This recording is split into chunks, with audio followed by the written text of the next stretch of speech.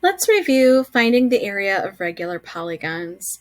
Remember, this is where we do a little bit of review with our sine, cosine, and tangent. And we use that 6-step process of looking at our polygon and looking at the number of triangles we can create within it. So we always start by determining the number of sides we have. So I generally pick a starting point. The side that's labeled is good.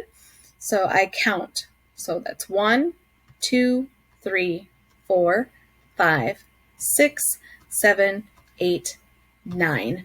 We have 9 sides in this polygon. Now, with that, we are going to find the measure of the central angle and then take half of that so that we can zero in or zoom in on this right triangle. So the measure of my central angle is this red one here, and we do that by taking 360 divided by the number of sides, which will be the same as my number of triangles, which is the same as the number of central angles. So 360 divided by 9 is 40, and then half of that then is 20. Okay, so let's type that in. So here this is 40, and this one is 20. Okay, so now what is the length of the base? And that is given here. It's the base of the triangle formed, and that is 10. Okay, what is the height? Well, we don't know that yet. That is labeled as x. So what I need to do to find the height is take that 20-degree angle and my base of 10 and cut that in half to 5. So what I'm going to do is take that triangle, the right triangle in particular.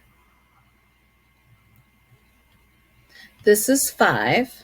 That's my x, and this is 20 degrees. And you might notice then that we have our opposite and adjacent sides of a right triangle with our given angle. This is a tangent set up to find the height. So the tangent of 20 degrees equals my opposite side of 5 over the adjacent side of x. And then we cross multiply. X times the tangent of 20 equals 5 times 1, which is 5. Then we are going to divide by the tangent of 20. Not 5, tangent of 20. That's what I want. Okay, tangent of 20. And then my x, or the height, is going to be this as a decimal approximation.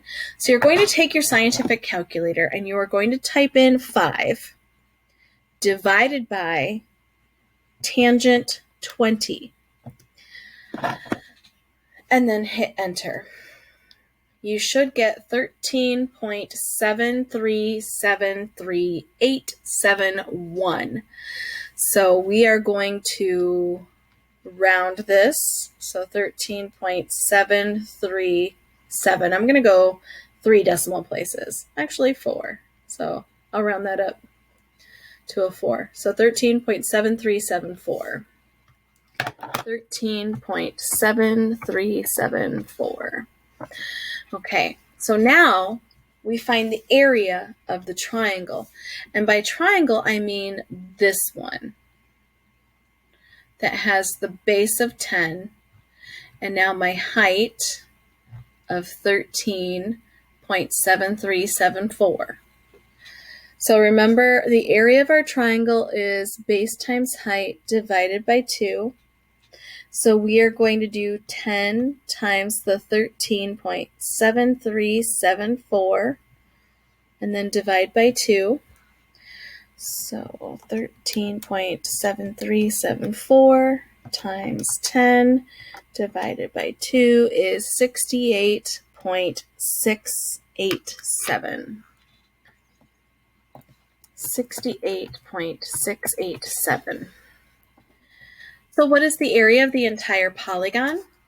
Well, take that area of one triangle, and remember we have 9 of them because we have 9 sides. So if I take this answer and multiply by 9, the number of sides, then I get my total area. So that's what we are going to do. 9 times 68.687 to get my answer.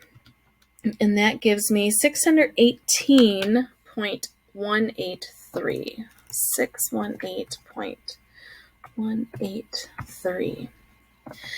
So there are a lot of steps in here, but they all flow from one to the other. This answer for 1, we divide into 360 to get my central angle, cut that in half to get that inside angle, form the right triangle to find either your base or your height, find the area of your triangle, multiply by the number of sides, and we loop around and use every piece of information. Okay, let's submit that and see how it goes. And there we are. Okay, I've got a couple more of these. Here we are given the height and the base, so nice and refreshing. We have 6 sides. This is a hexagon. My base is 8. My height is 6. The area of my triangle is 6 times 8 divided by 2. 6 times 8 is 48, and that divided by 2 is 24. And we do 24 times 6 to get our total area, which is 144. So that one's pretty straightforward because everything's already given to us. We just have to do the calculation. Here we are given the height, and we need to find the base. So we have 1, 2, 3, 4, 5, 6, 7, 8, 9 sides again in my figure. The measure of my central angle, well, we did that before. 360 divided by 9 is 40, and then 40 divided by 2 is 20. So this is 40, and this one is 20. The length of my base is my x. My height is 11. What is the area of the triangle? Well, first we need to find the base. So when I'm looking at my base here, I want you to recognize that when we do our right triangle, we're only finding half the base. So I'm going to call this A. So I'm going to look at this triangle. So I can find A, and then I know that 2A will equal my x. This is 11, and this is 20. So again, my opposite over my adjacent. Tangent of 20 equals A over 11. Cross multiply, and we get 11 times the tangent of 20 equals A. So here, 11 times tangent of 20 equals approximately 4.0037. Okay, that's A. So I need to double that.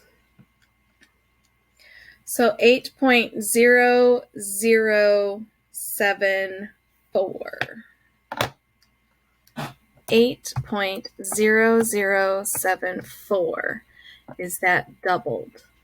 So then the area of my triangle, I'm going to multiply those together. Times 11 is 88.0814 and divide by 2. So here, let me write that down. We're doing 11 times 8.0074 divide by 2. And I got 44.0407. We have 9 of these, so I am going to multiply that by 9. So 9 times 44.0407 is 396.3663. Okay, and there we go. All right, one more. Here's another one where we are given the height and the base. How many sides do we have? We have 5 sides. My base is 12. My height is 11. The area of my triangle is 11 times 12, which is 132, divided by 2 is 66. And the area of my entire polygon is 66 times 5, which is 330. So things to note. The area of a triangle is the base times the height divided by 2. Sine of theta is opposite over hypotenuse. Cosine of theta is adjacent over hypotenuse. And tangent of theta equals opposite over adjacent. You do need this information. Okay. Anything else?